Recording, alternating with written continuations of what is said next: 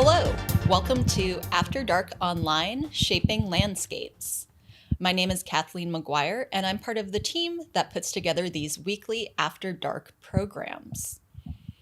While tonight's program was recorded remotely, we would like to acknowledge that the home of After Dark, the Exploratorium at Pier 15 in San Francisco, is located on unceded territory traditionally belonging to the Ramaytush Ohlone people. We pay our respects to elders, both past and present, and understand that we are guests on this land.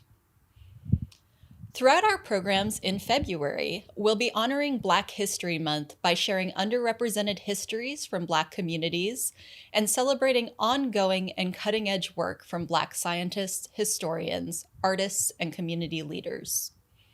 Tonight, we're looking close to home and learning about the ways in which Black Bay Area leaders, both past and present, have impacted and shaped local landscapes through changes to the physical environment and by advocating for equity in Black communities. Later in the program, we will revisit a conversation from August of 2020, Unequal Air, Environmental Racism in West Oakland.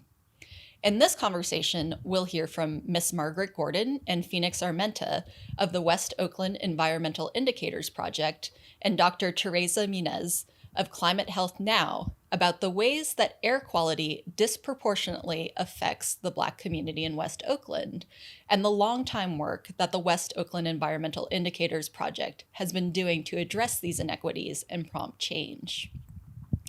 First up, we'll hear from Dr. Alaina Morgan about the impact of the Black Panther Party on the physical landscape of the East Bay and the risks of losing memory of this history in a rapidly changing Oakland. Alaina Morgan is assistant professor in the Department of History at the University of Southern California. At USC, Professor Morgan teaches classes on African American and African diaspora history, Islam in the Americas, race and ethnicity in America, mass incarceration, discipline, and racialized punishment, Black intellectual history, and Black international movements. As part of a body of work of intellectual, political, and religious history, Professor Morgan's research teases out the connections between religious identity and racial formation, intellectual discourse and grassroots activism, and local and global politics. And now, here's Alaina. Thank you so much, Kathleen, for that introduction. And thanks so much to everybody that's watching this video right now and for supporting San Francisco's Exploratorium and their ongoing After Dark series. This lecture today is entitled Hidden in Plain Sight, Photographing the History of the Black Panther Party. The idea for this kind of came about several years ago when I moved to Oakland after about a year of living in Palo Alto during my postdoc at Stanford. And I was so excited to move basically from what were the suburbs to Oakland for several reasons. But one is that I'm a scholar of Black radicalism and Black power. And I'm interested in the ways that Black power and Black radicalism are woven into our history as a nation. And there's no better place to study that than the East Bay. And so, of course, I was excited to trace the footsteps of the Panthers, but I was kind of disappointed when I figured out that this was a little bit more difficult than I expected. So I decided to trace it myself. I found a map of Black Panther Party sites online, and one day, accompanied by my boyfriend, who was my photographer, so he gets the photo credit for most of these pictures, and my best friend, I photographed the ways that the Black Panther Party and the history of Black radicalism are etched onto the landscape of Oakland and Berkeley. And I began to think about the ways that they had changed and how this history had been both memorialized and erased over time. I want to start here on 14th Street and Peralta in the Lower Bottoms neighborhood of Oakland. In 2017, Bach Lo, a Senegalese French artist, and Rifa Sine, who's also known as Rifa One, an Oakland-based artist, got together to paint this mural in the Lower Bottoms neighborhood of Oakland.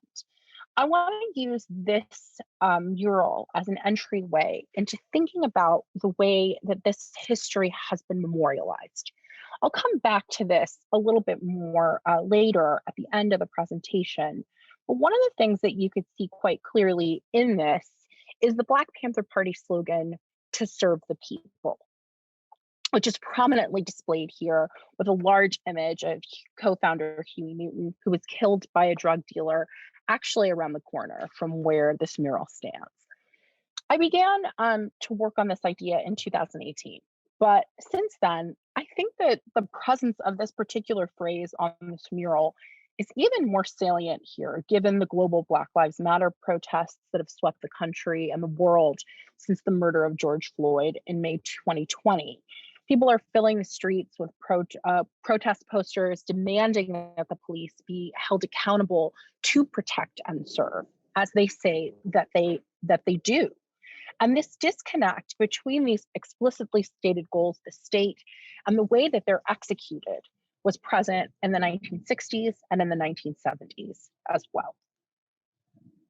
So, what exactly is hiding in plain sight? I'm going to talk about the history of the Black Panther Party more generally, but I want to also focus in the latter part of this presentation on three murals in Berkeley and Oakland, which memorialize the history of the Black Panther Party. This one, the one that was painted by Rifa One and Batch Low, is the only one that's painted by Black people with the intention of sending a message to their own community. And we'll come back to that exact point. So, as I mentioned, right, so what exactly is hiding in plain sight? What are the types of things that we pass by every single day and barely give a second look to? And how have those things been part of larger struggles for racial equality? So I'm going to start here. This is technically where it all began for the Black Panther Party. 5714 Martin Luther King Jr. Boulevard, or rather, how it was known in the 1960s, Grove Street. This area occupies what is referred to as the flatlands of Oakland. And it used to be a site of an extremely robust Black and minority community. Today, this is, right, as I put in this slide, the Oakland Senior Center and the Children's Hospital of Oakland Research Institute. But in 1966, it was Merritt College. And in this space, right under this iconic bell tower, is where Bobby Seale and Huey Newton drafted the Black Panther Party's 10-point program in the wood-paneled library underneath that bell tower. So now, taking it back into the past, this is a photograph of Merritt College in the 1970s during widespread student protests against moving it from the flatlands, where, as I mentioned, most of Merritt's poor and disadvantaged minority population lived, to the whiter and richer hills. Merritt College had always been a very important hotbed of political activity. As I had mentioned, right, the Black Panther Party was founded here in 1966, and it and the mobilization of Black, Brown, and Indigenous students of color was responsible for the implementation of Black studies and ethnic studies curriculum in California colleges and universities. So if you've ever taken a Black studies class or an ethnic studies class of any type, in a California university or really anywhere in this country, you have the Black Panther Party and their colleagues to thank for that. And so it was here that together, Black, Latinx, and Indigenous students made claims to dignity and to self-government. So Merritt College is our first example of the connection between land, development, and racial effect. The decision by the city to move the college from the flatlands to the hills was not well received by the community. And it was speculated, really, that despite Merritt College and the city of Oakland's arguments that the reason that they were moving the college was because the land that it sat on was seismically unstable, that this was actually an attempt to neutralize minority student activism. I can't verify whether or not, without further research, that this is true. But the net effect is that Black students simply couldn't afford the time or the money anymore to go to Merritt College. The hills were not served by public transportation. It was no longer within walking distance. And so we saw an attrition of the number of Black, Brown, and Indigenous students that were able to attend Merritt College. So if the city's goal was to neutralize student activism, they certainly succeeded in this respect, but they did fail in other respects. So the second site that I want to take us to is It's All Good Bakery, which is 5622, 5624 Martin Luther King Jr. Way in Oakland, formerly Grove Street. So this is right around the corner from the old Merritt College. And today, anytime, right, I talk about It's All Good Bakery, I encourage anybody that I'm talking to go there and to get the best pecan pie, right? Everybody needs to go and check it out, put on a mask, and support Black history, right? And so in 1967, this became the first office of the Black Panther Party. And so this is the office here. You should take note, right, that all of this activism is happening in an area of Oakland that lies on the border of Berkeley and Oakland. And that's because, right, as I mentioned, this is a historically Black area. And so this here is a picture of It's All Good Bakery back during that time. You'll also notice, if you look to the lower right corner of this picture, that there's a bullet hole in the glass. And this is from an incident that took place on September 10th, 1968, when two Oakland police officers shot into the Black Panther Party headquarters. There was no particular reason identified for the shooting, but in a turn of events that actually rarely happens today, right? We see it pretty rarely, despite ongoing protests. The officers were actually arrested and discharged from the force. And so I think that this particular incident goes to the extent to which Oakland police were incredibly threatened by what the Black Panther Party was doing and the extent of their influence. And so now I want to come back to the present, because as a whole, what you'll see is that although a lot of the buildings that I'm going to talk about that have a role in the Black Panther Party's history are still physically standing, within them and around them, there is very little evidence, very little documentary signage that they were associated with the Black Panther Party or with Black radicalism in any way. That's what I was expecting. That's what I was expecting when I came to Oakland a few years ago. It's what I was expecting to see, right, signs lauding this history. And it's one of the reasons that I wanted to take a tour of these sites so much. But It's All Good Bakery is one of the exceptions to the fact that this documentary history simply does not exist. And so if you go inside, as again, I encourage you to do for the pie and for the history, there is a wall of historic Black newspapers of the Black Panther Party and signage that celebrates the connection between past history, the past history of the bakery as a Black Panther Party field office. So be COVID safe, right? But once this nightmare is over, please go inside and take a moment to look at this history, right? And so the second site, right? The second site where there's actually signage is on the corner of 55th Street and Market Street in Oakland. In June 1967, after several children from Santa Fe Elementary School were hit and killed by cars, Black Panther Party activists, along with activists from the Anti-Poverty Center, petitioned the Oakland City Council to install a stoplight here. That request was made in June of 1967, but the city the city council basically said that they would not install it before the end of 1968. For the Black Panther Party, this meant the ongoing death of Black children who already were experiencing lack of safety and violence, right? And so, in response, of course, they kept petitioning. But one of the things that they did was to take direct action as well to physically protect children. And so, Black Panther Party men dressed in their berets and leather jackets and holding their guns escorted children physically to school at Santa Fe Elementary every single day until that light was installed. And that happened in August 1967, only 2 months after the request was made, as opposed to the more than a year that the city council said that it would take.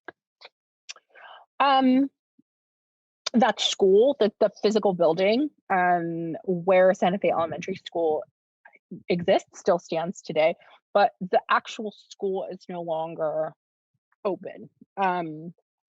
It's a different school called Glenview.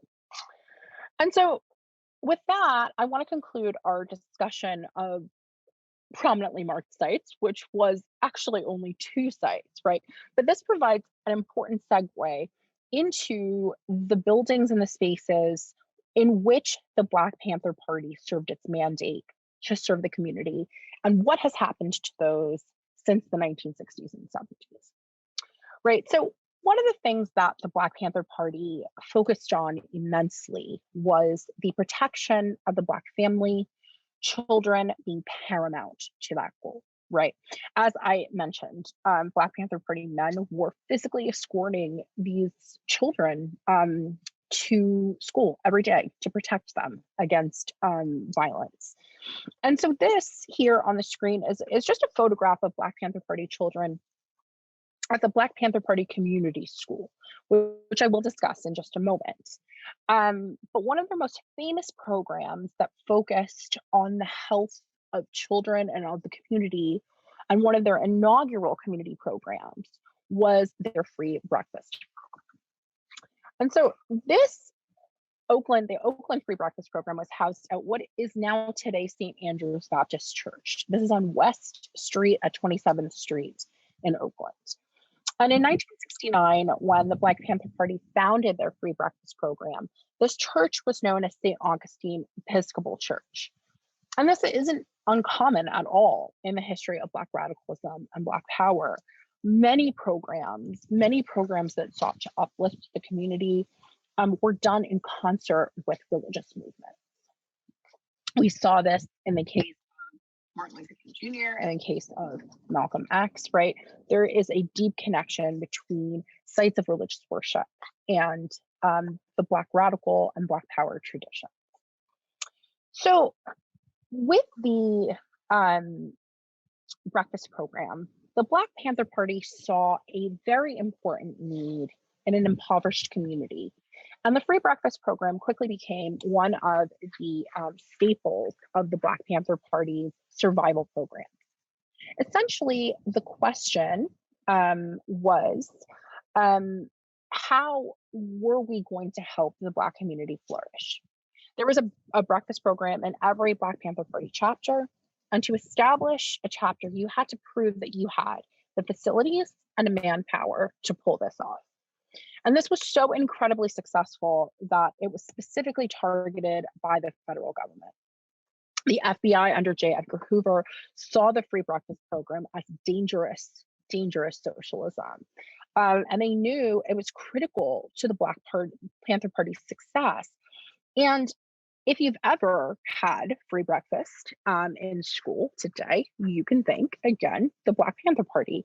It's one of the reasons that free breakfast is federally funded.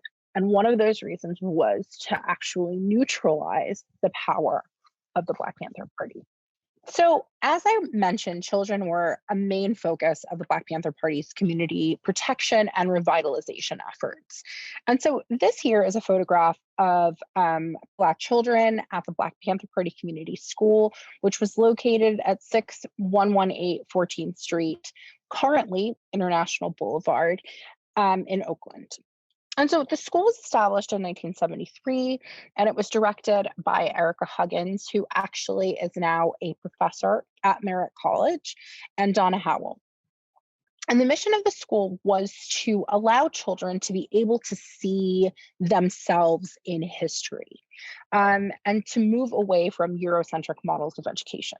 And so, one of the things that you see right in the background is that instead of the president, or some sort of white world leader, we have a picture of Huey Newton, sitting in a position that really approximates royalty or aristocracy. Um, Today, 6118 International Boulevard is home to Men of Valor Academy, which is known for its programs to educate, to train, and to place ex convicts in jobs around Oakland. And so this is kind of very much in the mission of the Black Panther Party. And Academy actually is sponsored by a gospel church. It's kind of just constantly on the verge of closing. It's always having some sort of financial crisis, or it's had periodic times where it's almost just kind of gone under. So very precarious situation. And so some of the other community survival programs actually, right, the Black Panther Party implemented included free health clinics, sickle cell anemia testing, right? Sickle cell anemia is something that is disproportionately more common in the Black community, and free grocery distribution. Um, and so I'll speak a little bit more about some of the specific sites around Oakland. But in the last 10 minutes or so, right, of this presentation, I'd like to switch to the present, and to talk about efforts to memorialize and to remember the Black Panther Party today. Um, Here we are back at 14th Street and Peralta in Lower Bottoms, Oakland, at this mural painted in 2017. And so, one of the reasons that Rifa one of the artists, has given for the need to paint this mural now, or rather, right in 2017, just 3 or 4 years ago, is that members of the Black Panther Party, both the leaders and the rank and file members, just average, everyday people that never will make it into the history books, are dying. And that with them, this history, unless it is recorded and remembered, will die with them. And so there's an urgency to preserve this history and to recognize it. And it's hastened by the pace of development in Oakland and in Berkeley and in the Bay Area, points that I will discuss just in a moment. So I want to talk about two other Black Panther Party murals, two other murals commemorating the Black Panther Party in Berkeley and Oakland. I might be wrong about this, and if I am, I really encourage people to email me and to reach out about whether or not there are more murals, particularly more murals that are made by and for Black people. And so the first and the oldest of these murals is called The People's History of Telegraph Avenue, which is on Haste Street and Telegraph Avenue in Berkeley. It was first painted in 1976, and it was restored and expanded in 1999.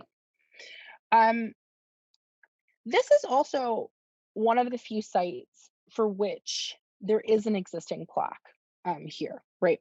But the Black Panther Party is actually not the focus of this particular plaque, right? As you can see here, where I've kind of zoomed into it, the Black Panther Party is just a tiny little part of this mural, right?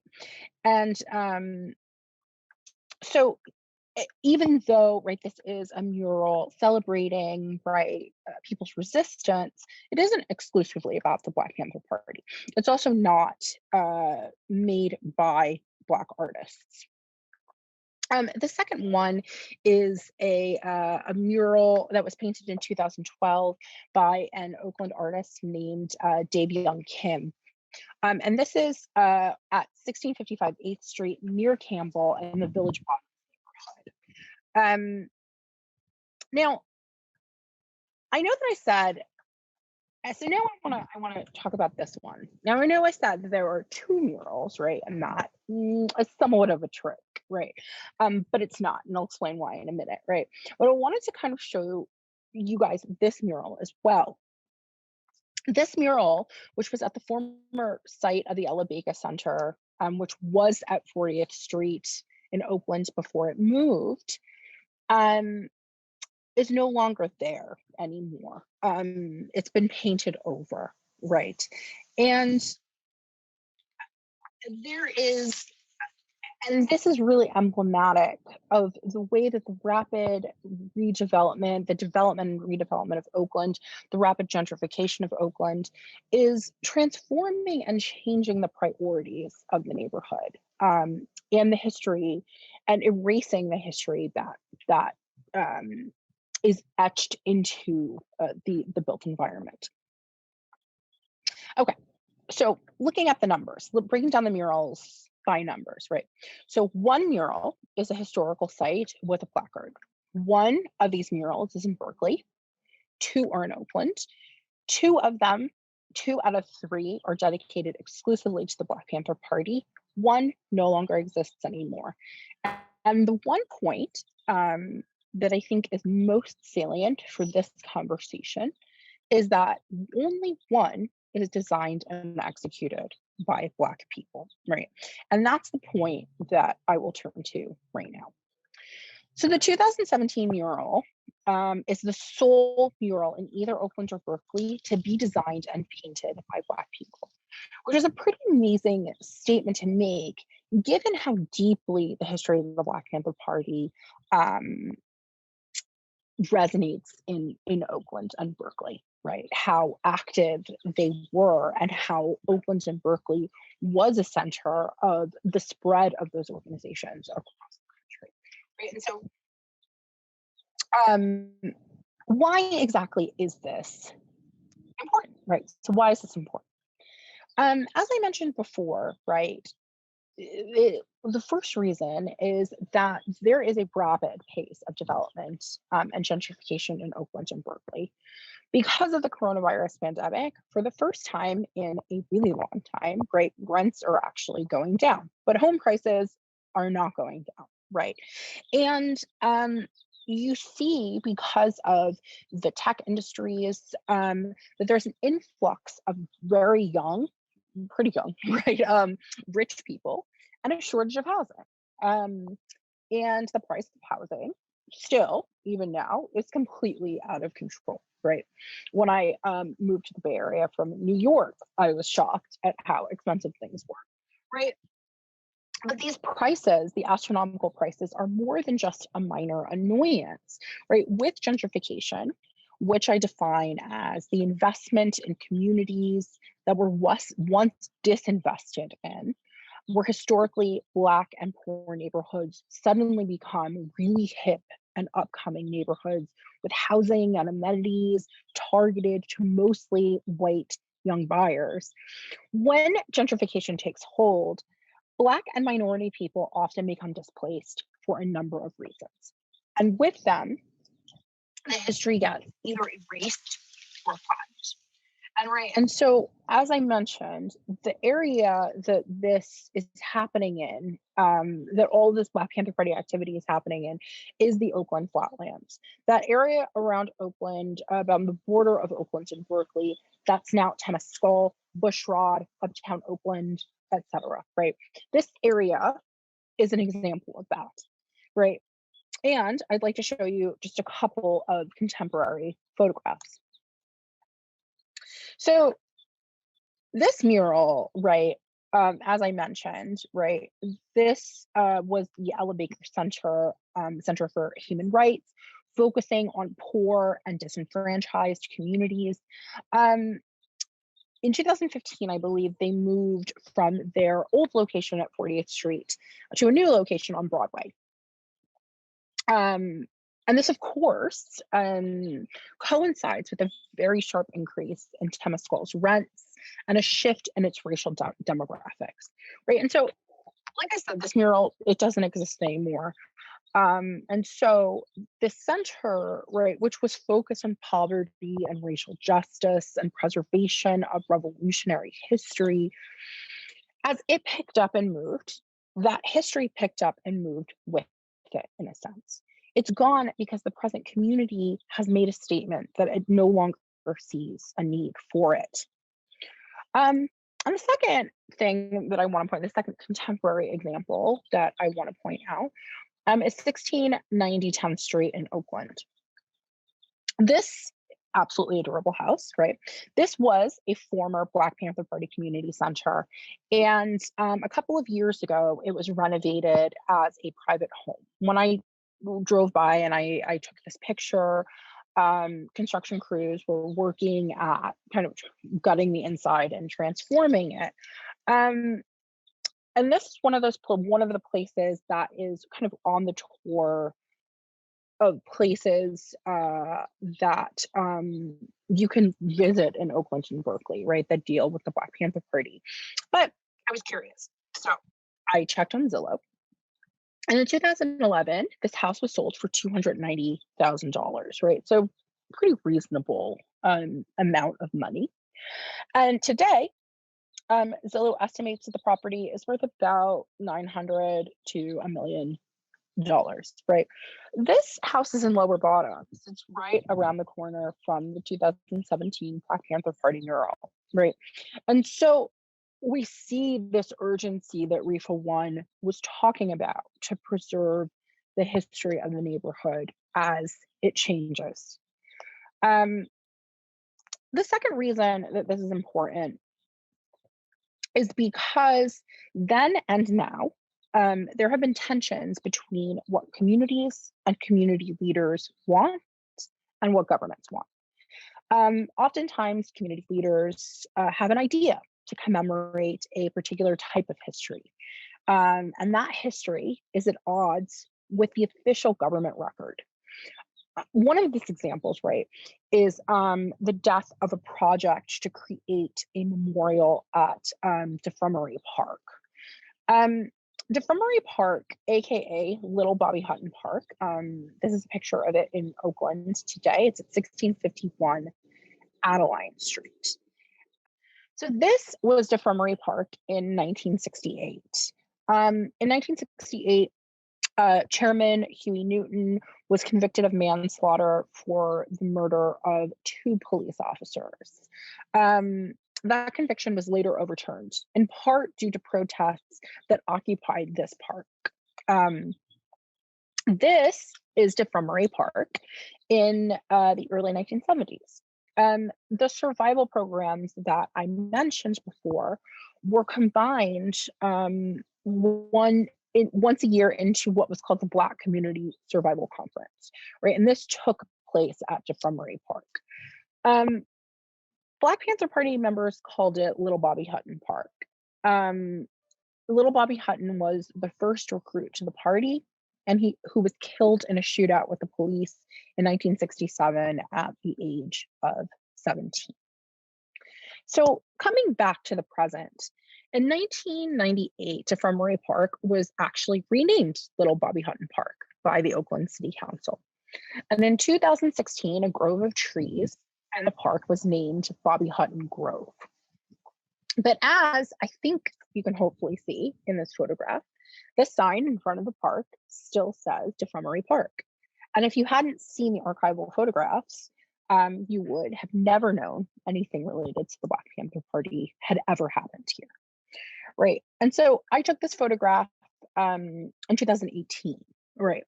In 2017, there was a discussion of creating a Black Panther Party legacy project at Little Bobby Hutton Park to commemorate the Panthers and to highlight the role that this open gathering space provided to the movement to Oakland and to the nation.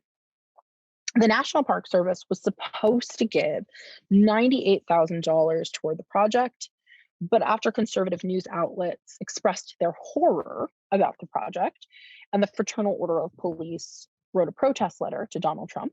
The National Park Service yanked the funding for the project, right? And so the project was supposed to be called Black Panther Party Research, Interpretation, and Memory Project. But as we can see, that memory was never etched, right, onto the public. And so the third reason that this is important is the aging population of those who were alive during the 1960s and 1970s, right? And this brings us to our final point, which is what happens when repositories of community memory, people, die, or physical artifacts and landmarks and buildings are destroyed or covered up, right? So here we are again, back at 14th Street in Peralta, right? Not to be morbid, but if there's anything that the coronavirus pandemic has taught us, is that nobody lives forever. And as a historian, as events approach their 50th and 60th anniversaries and the people involved in them reach their 70s, 80s, and 90s, you begin to get this very real anxiety about the preservation of this history and the real possibility that it can be lost forever if you don't act immediately. And so this goes back to Retha One's concern about the community's ability to both preserve its history and tell its own story. Concerns that this mural was painted to address. And so I want to end with this slide, right? And you might be thinking, that's a blank slide. Is there something wrong with my computer? And the answer is no, there's not. I end with this blank slide because in 1989, Huey Newton was killed as he attempted to purchase crack cocaine from a drug deal. This happened at the height of the American crack epidemic. In 1997, David Hilliard, the Black Panther Party's chief of staff, began to give tours of some of the sites that I showed in this presentation. I read a New York Times article about this, in which Hilliard went to 1564 Center Street in Oakland. And that was the site of Huey Newton's murder. And the article noted that on the ground, there was this fading silhouette of Huey Newton on the sidewalk. In 2018, I went to 1564 Center Street to see what was there. And the answer is, as this slide shows, nothing. It's a parking lot. There's nothing on the sidewalk anymore. And so, in conclusion, this is symbolic of the way that memory changes and fades over time as the neighborhood changes, how layers are built on top of other layers, things are painted over. But hopefully, right, as this presentation I hope showed, you can peel back some of those layers to see what's underneath. Thank you. Up next, Unequal Air, Environmental Racism in West Oakland. In this segment, my colleague Kate O'Donnell, who is part of the museum's environment group, will moderate a conversation between Miss Margaret Gordon and Phoenix Armenta of the West Oakland Environmental Indicators Project and Dr. Teresa Munoz of Climate Health Now. I'll pass this along to Kate to get the conversation started and share more about each of the conversation's participants. Hi, thank you for joining us this evening. My name is Kate O'Donnell. My pronouns are she, her, hers, and I'm a senior project specialist with the environment team at the Exploratorium. Before I introduce our panelists, I want to recognize that we are all on Indigenous land. And while we're coming to you from our various homes this evening, the Exploratorium sits on Ramaytush Ohlone land, and we thank the Ramaytush Ohlone people for their past and present stewardship of that land. Our work in the Exploratorium Environment Group centers on understanding our local landscape through the perspectives of scientists, artists, community members, policymakers, and other stakeholders. When the museum is open, we are centered in the Bay Observatory Gallery, and we're really excited to be collaborating with public programs for this virtual program tonight. In this program, we're going to be exploring our connection with land and place through the lens of environmental justice and environmental racism. One of the top determining factors for our health and lifespans is where we live. Proximities to air pollutants, landfills, toxic waste zones, water contamination are all major driving factors in our health. And in each case, these environmental hazards disproportionately affect Black communities, Indigenous communities, and communities of color. Our guests tonight are here to help us understand this and what we can do about it. So it is with great pleasure that I introduce Ms. Margaret Gordon and Phoenix Armenta of the West Oakland Environmental Indicators Project, and Dr. Teresa Munoz of Kaiser Permanente and Climate Health Now. Ms. Margaret Gordon is the co-founder and co-director of the West Oakland Environmental Indicators Project and a legend in the environmental justice movement. For decades, she has tirelessly devoted herself to improving the quality of life for the residents of West Oakland. Her numerous collaborative efforts have resulted in very tangible improvements that have led to safer jobs, schools, and homes. She's held roles on numerous local and state advisory boards, including being the first West Oakland resident to become a Port of Oakland commissioner. Her work has garnered numerous awards, including from the U.S. Environmental Protection Agency and President Barack Obama, and I could go on about her work for far longer than we have time for. Ms. Margaret, it is such an honor to have you here with us. Thank you very much. I'm also thrilled to have with us Dr. Teresa Munoz. Dr. Munoz works in Kaiser Permanente's Women's Health Department in Richmond, California, where she serves working class women of all ethnic backgrounds. Her goal is to empower her patients to take their health and the health of their families into their own hands and give them the tools to succeed. She was raised in a small town outside Mexico City before emigrating to the US as a child. And throughout her life, she's seen the effect of diabetes, high blood pressure, heart disease, and other preventable health conditions ravage her community. She became a doctor to help alleviate suffering. Understanding that healthcare must go beyond the walls of her office, she also participates and supports programs in the Richmond community, including the UJIMA Family Recovery Services, Mindful Life Project, and YES Nature to Neighborhoods. She's also a member of Climate Health Now, a group of doctors and health professionals in California taking on the climate crisis to protect their patients and the people and places we love. Welcome, Dr. Munoz. Thank you very much.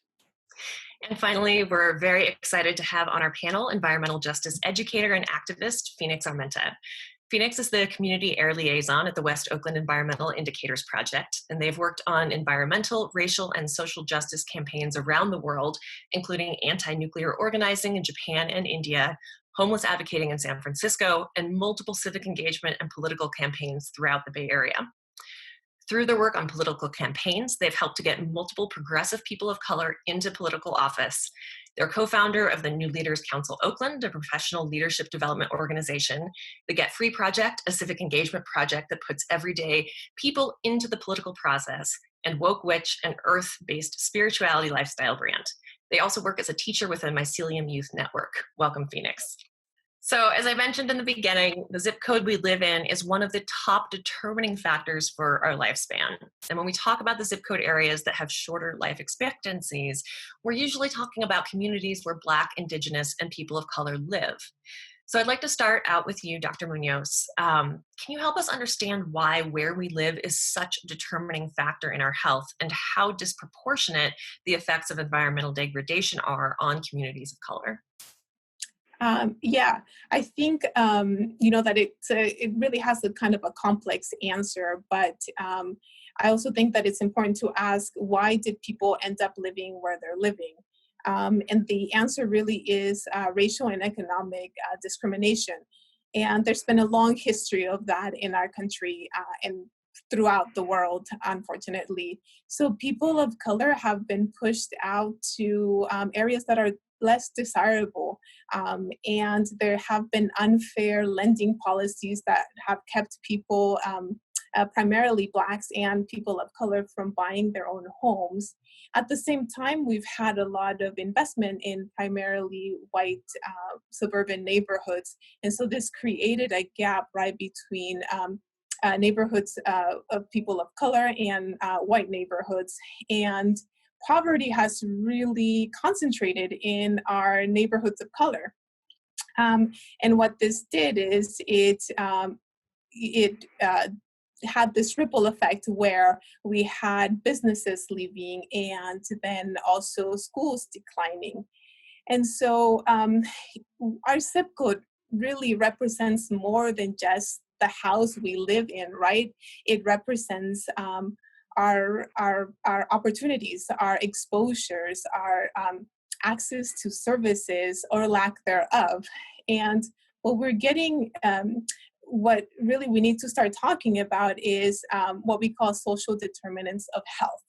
And our current medical model fails to take them into account. But we know that social determinants of health make up the bulk of our well-being. So a healthy community needs access to things such as clean air, clean water, safe and affordable housing, green spaces.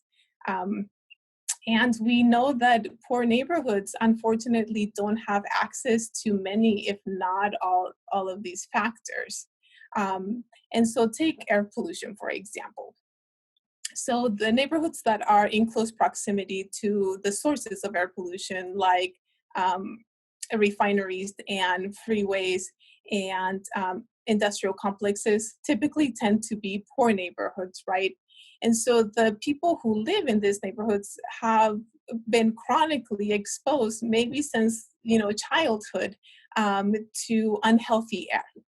And so there have been studies, and we know that chronic exposure to unhealthy air is associated with heart attacks, strokes, pulmonary dysfunction, hospitalizations, and all of these really lead to a shorter life expectancy. So we also know that poor neighborhoods are food deserts, meaning that they don't have access to fresh fruits and vegetables. And again, we have a large body of evidence that links poor nutrition to heart disease, stroke, diabetes, cancer. We also know that your food choices can affect your psychological well-being, affecting illnesses such as anxiety and depression. So you can very easily see that someone living in a poor neighborhood in Richmond has less access to this healthy type of lifestyle than someone living in the Berkeley Hills, for example. What may not be so evident, though, is that poverty exposes people to stress. So the stress of being worried about whether or not you're going to be able to pay your rent, or the stress of being fearful of sending your child to an unsafe school, or even just the inability to get a full night's sleep because of noise pollution. All of this changes the hormonal structure within your body, leading to increased levels of stress hormones, primarily cortisol. And again, large body of data showing that increased stress has adverse health effects on people. And so what happens is people who are under chronic stress are kind of stuck in this like fight or flight mode, right? And when you are in this chronic reactive mode, your ability to respond to physical, psychological, and emotional disturbances is altered. And so Dr. Anthony Eiton of the California Endowment has said that people of low-income people are physiologically different than high-income people, not because they were born that way, but because our policies or lack thereof have made them that way, right? And so the other point that I wanted to make is that poor people living in poor neighborhoods not only lack access to healthy alternatives, the unhealthy ones are often they're often addictive, and we have corporations that spend millions of dollars on advertisement and on research to understand human psychology, and they push their products onto into our homes. And so I think that we're asking people to engage in a battle that is unfair. They don't have the tools to win, and they're starting off as a disadvantage. Thank you, Dr. Munoz, for walking us through that. I really encourage people who are watching to look at some of the links in the comments and chat for additional resources about environmental justice. There are so many different aspects about it that we don't have time, unfortunately, tonight to cover, but it's really important to learn about these different facets. Tonight, we're going to be focusing, though, mainly on air quality. And like you were saying, Dr. Munoz, this issue is so prevalent in a number of different places in the Bay Area, in Richmond with Chevron's refineries, in West Oakland, where we're going to be focusing sort of the rest of our conversation today on, with its proximity to multiple freeways as well as the Port of Oakland. And this proximity of communities of color to major pollutants isn't accidental, right? The number one determining factor for whether you live near toxic waste is your race. And this stems from very deliberate racist policy. So, Ms. Margaret, I was wondering if you'd mind sharing sort of a brief history of redlining and how that affected West Oakland. First of all, as West Oakland has been developed from the Spaniards claiming the land and people coming from back east to west and the gold rush and all those different things, West Oakland has always been a place of people being engaged, so first of all. Even with the redlining as a place to look at, as a place that was developed after World War II and the Korean War, where there was not a lot of money around for infrastructure or for infrastructure plans, and also the surge of developing freeways and the surge to develop public transit became a place for West Oakland, and also having land that's close to water, a body of water, and a bridge, made it a target for an industry to move goods. So it comes from a totally a different type of industrial use that had not been developed, had not been developed, but was being developed in order to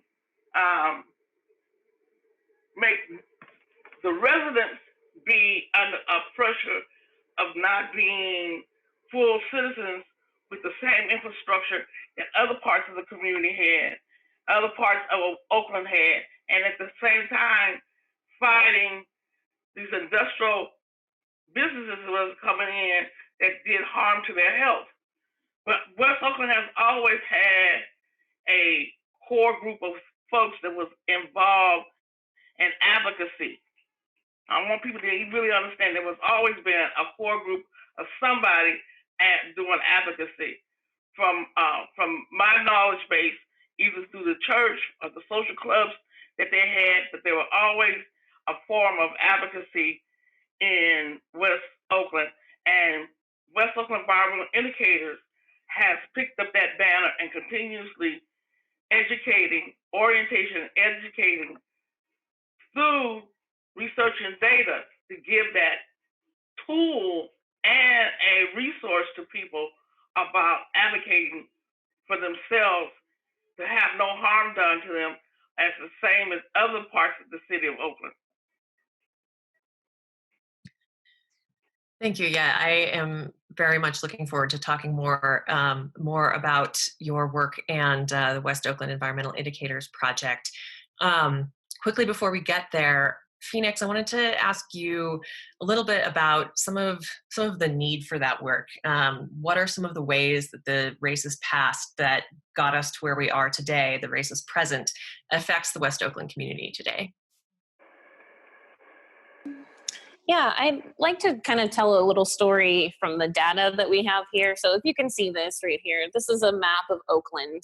And this is a redlining map of Oakland. So these are originally the communities in red were the communities where you could not buy your house historically. And if you go and match it over with a couple of other maps, so the Department of Toxic Substance has a mapping tool called EnviroStore. And if you look at a map of Oakland with EnviroStore, you can see all the toxic sites lining up right along where those red sites were. And then you have one more tool called Cal EnviroScreen that you can look up, and this shows the environmental burden of those communities. So you see, again, the orange and the red are the high pollution areas. This orange right here is West Oakland. And you can see just a mile away is the city of Piedmont. And that's a city that is mostly white, mostly affluential. They have actually made themselves their own city. They used to be a part of Oakland, but they made themselves their own city so that their taxes wouldn't go to helping Oaklanders. And if this city you can see is completely in green, which means it is one of the least environmentally burdened communities in all of California, sitting about a mile away from the most environmentally burdened communities. So if you look at the data, you can see it's very clear that this has been a years-long systemic approach to environmental degradation in Black and brown communities. And we have not gotten here unintentionally. Yeah, thank you for that. And just to sort of recap, that redlining and being was really about, where, like you said, Black and brown people of color were able to buy a house, to live, et cetera. And as you said, very, very intentionally deliberate in the way that this has evolved. So, Ms. Margaret, you were speaking about how West Oakland has had this amazing history of people coming together to be empowered and be active and do activism. And the story behind the West Oakland Environmental Indicators Project is just a really powerful and compelling one. And I'd love if you could share sort of some of the origin story. When did you first notice that kids in West Oakland had health problems, and what did you do about it? At one time, I had a job with the local health center that was doing violence prevention program, and we had correlated violence within the city of within the neighborhood based on the drug epidemic that we had, the drug issues that was going on, and people being addicted, that was giving the children a lot of problems. So we as the West Oakland Health Council violence prevention program was able to get funding to do an after-school program where we took first and second graders and matched them up with a youth from McClymonds High School. But the primary school was called Prescott. So we would match a child up with a teenager and do homework with them after school and talk about how to stay out of trouble. And just had conversations about what violence do to the community, what violence do to the family, and what violence do to themselves. So as I would go visit the school, Prescott School, I would go to the nurse's office and ask about some kid who maybe asked them for class, and that she probably had got a call or something like that.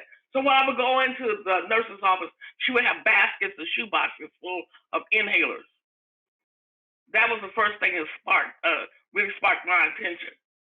And then right after that, we got several more grants. We got other grants that started looking at the issues of health and public health in West Oakland. And I joined those committees, and eventually we got a small grant with the Pacific Institute, which is a research group who had got a small grant to show West Oakland residents how to use research and data. And that was back in about 1994, 96. And then from then on, at the same time, as we learned how to measure stuff because of an indicator, we got more involved in asking questions why is this in West Oakland? Why is this on my block? Where is this smell coming from?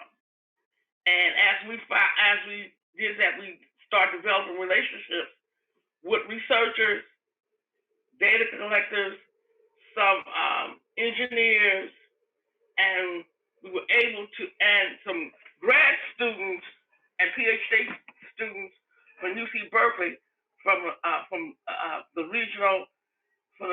urban and regional program that was also interested in environmental and social justice and environmental justice. So they were able to give us lots of insight and lots of insight that we had never had about these issues, that turned the conversation from being very academic to very colloquial, that are putting in the popular education so people can understand the language of the engineers, of the scientists, of the researchers. And that became a new tool for us to have. It's called popular education. And with popular education, we were able to develop a method of advocacy in various campaigns to be able to have the conversation with community where they were at. And I was one of those residents, and I just stayed with it. And there's other residents who have stayed with it, but also gave us the ability to talk about our impacts on the same par, on the same level with the polluter and the agencies, which they had never had before. So having the research and data put you in a different place of really explaining what's happening in the community and how it personally affects you. So we started looking at how many trucks came through the neighborhood. Why did we have this smell? Why our window sills are all black? Why was our so many children had asthma? People having cancer or COPD. We start asking those questions. Why was so much trash placed in West Oakland? Why did we have so many break-ins? All these different things. So we were able to advocate from the research on these different items, either through the state, through the feds, through the county, or through at City Hall.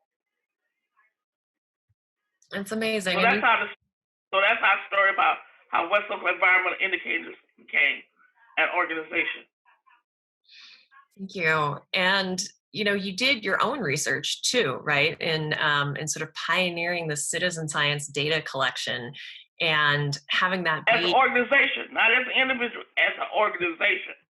Sure. Maybe you could just tell us a little bit about that and why it was so important for people to collect their own data. Well, one of the first things when we start talking about air quality, we had to understand about air monitors. We didn't know. I really didn't know from the beginning that the Air District or the California Air Resources Board or U.S. Environmental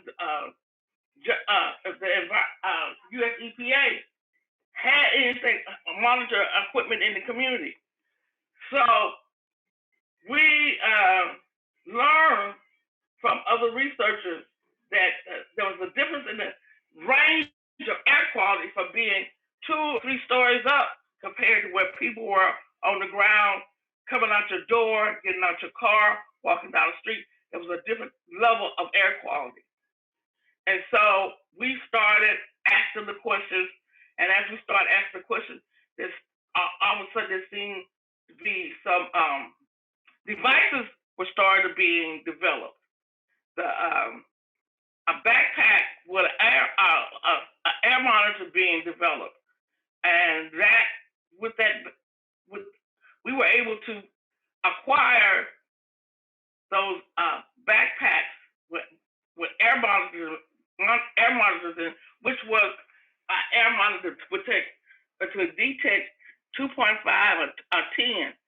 And that was with Intel when they was doing a prototype project in Berkeley, and they actually wanted to do was to develop a app to put in your telephone that you hold your phone up in the air and you could tell you what was in the air, what was the air quality for that particular time. So we were able to take at least 25 residents through a training around how to use those air monitors, and from that, and also being able to download it on a draft gave us, and having a scientist, researcher, or technical person interpret what was going on from those printouts. That gave us the beginning of understand community, not only just community citizen science, but also community-based research and data collection. Mm-hmm.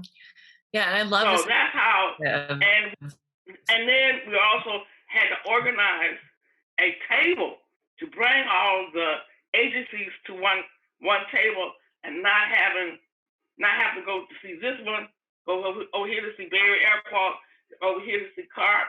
We developed a method of putting everybody at one table, and even the port. So, and especially as there was a transition of some kind from the state saying that the port had to do a reduction of emissions, and they had to have community engagement, community involvement. So that also gave us a place to enter to bring our own information. And you achieved some really tangible results from that. Could you maybe share us like some of what those were? I mean, West Oakland is a different place because of the West Oakland environment. Well, we were able to achieve a truck route where trucks could come in and off the freeway and in and about the neighborhood. We also were able to get a truck parking facility out of the neighborhood. We was able to cross that data, support the new idling rule that trucks can run their engines, and that they had to have updated engines that didn't require for keep running the engines.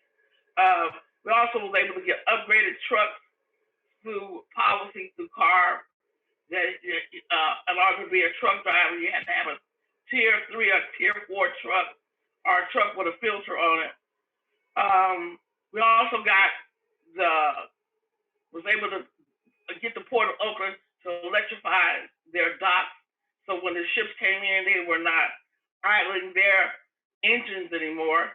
So those are some of the victories we have had. It's amazing and just humbling and inspiring what your work has accomplished. And Phoenix, I'd love for you to tell us a little bit about AB 617 and some of the current work that y'all are doing. I mean, this idea of citizen science as a tool for political agency is, I think, really, really compelling. And also, I mean, and it sucks that it has to sort of come from the community in a certain sense, right? And that, as you said, Ms. Margaret, the observations of anyone who lives in West Oakland, going out, running your finger on your car, your house, your windowsill, you see the stuff that you're breathing in, and that it needs to, that communication wasn't trusted, and that sort of data had to be collected to really affirm that is its own issue for us to sort of discuss. But I'd love to hear how this movement is growing and what you're working on now. Yeah, well, we believe that people need to be a part of the political process in order for it to be done effectively. So when you talk about AB 617, what it is Assembly Bill 617, and it allows for communities to create their own community action plan around air quality to help improve air quality in their communities.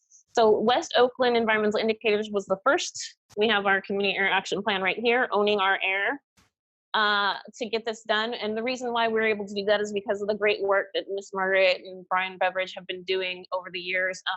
We already had the data in place to drive the decisions about where we needed to target and find places to improve air quality.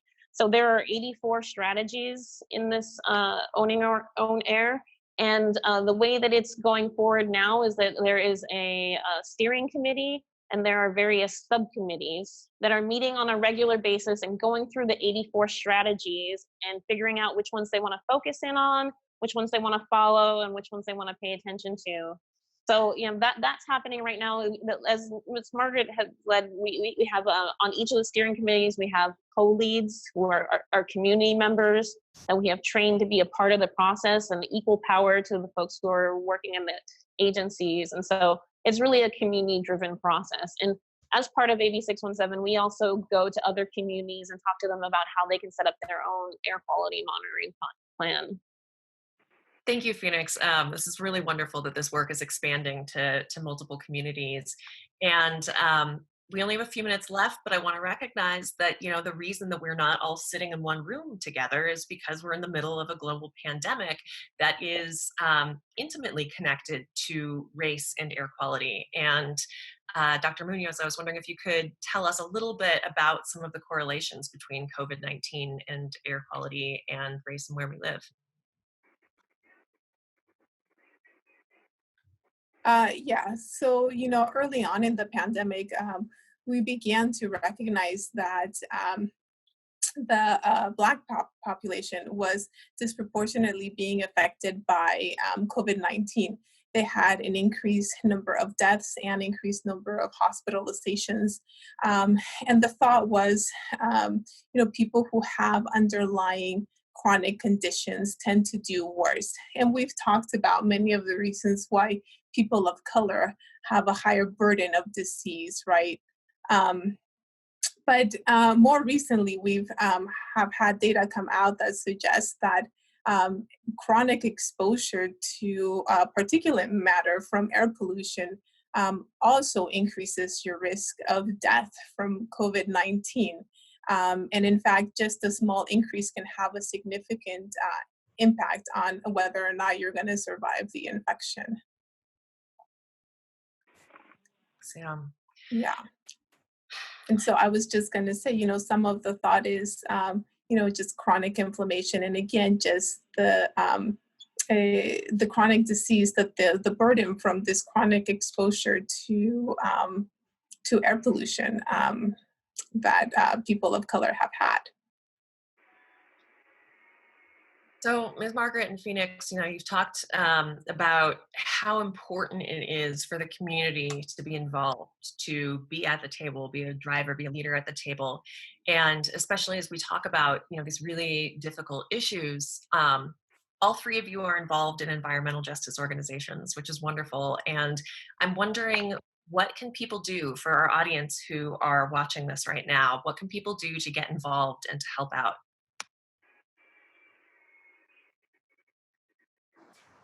Well, if you want to be a part of AB 617, you can actually participate in our steering committee or our subcommittee meetings.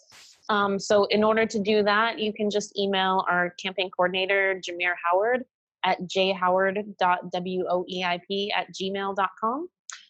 Connect with him, and you can join in our meetings. They're on Zoom as well, so you can just jump on a Zoom call and give your comments. And then one strategy that I want to highlight that's coming forward is the city of Oakland is putting forth its urban forestry mastery plan, and this is going to be an accounting of all of the trees in Oakland and all the places where there are not trees. So one of the problems with environmental justice burdens is that the communities that are in the hills that are rich and affluent tend to have a heavy tree cover versus the communities in the flatlands that are mostly Black and brown people have very little tree cover. We want to change that. We can't change it without the community involved. So we're going to need folks to be identifying places, planting trees, looking for places where they can, where we can grow more greenery in our communities.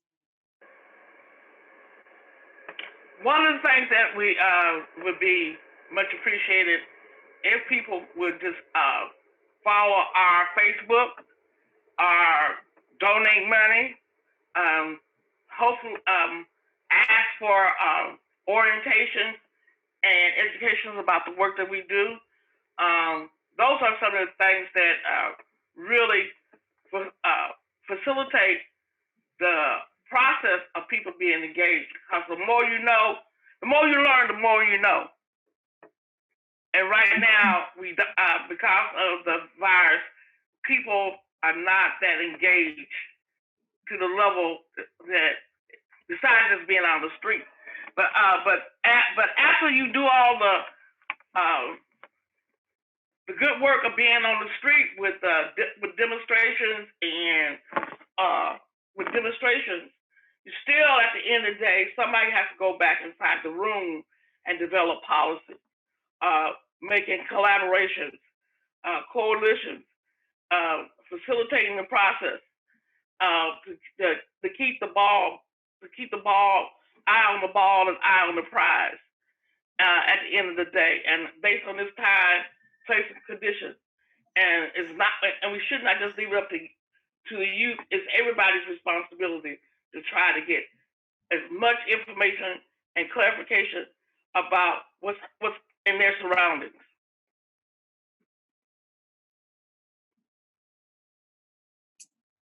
Yeah, and I'll just say, environmental degradation and climate change really is a health crisis, and it will affect every single one of us.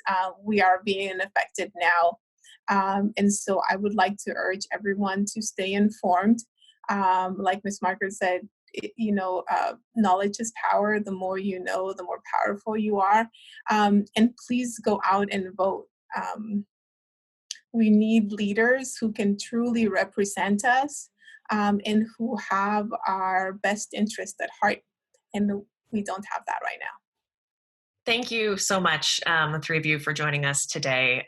We've really, really appreciated this conversation, and really urge folks to take a look at the links and some of the actionable things that our panelists just mentioned.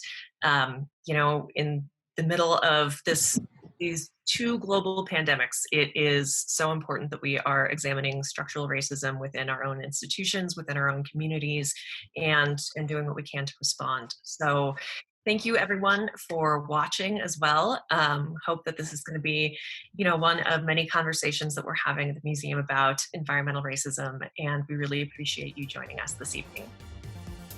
Thank you. Thank you.